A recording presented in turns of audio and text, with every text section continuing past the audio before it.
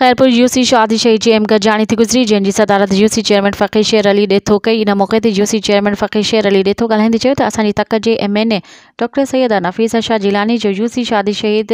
जे election work ऐं दरगाह लोंग फ़क़ीर ते 3 फ़रवरी ते प्रोग्राम रखियो वियो। हिन मौक़े ते सैयद करारुद्दीन शाह, डिस्ट्रिक्ट मेंबर वडेरो Didar Hussain Kator, vice chairman Shahzado Khan Darijo, Pakistan Peoples Party UC Shadi Shahid जो यूथ काउंसिलर शौकत अली भंबरो, लियाकत अली खासकिली, नईम अहमद भंबरो, हाजी कादिर बख्श मेहरानी, रईस अली खान मेहरानी, रईस शहबिंग लुंड, समाजी अगवान गुलाम शबीर लाखो समेत यूसी शादी शहीद जे सियासी समाजी पाकिस्तान पीपल्स पार्टी के कारकुननि, वर्करनि, जालनि ऐं चइनी काउंसिलरनि शिरकत कई। मज़ीद ख़बरनि ऐं तफ़सीलात लाइ विज़िट कयो असांजी वेबसाइट www.awamiNewsHD.com ऐं ॾिसंदा रहो अवामी न्यूज़ HD।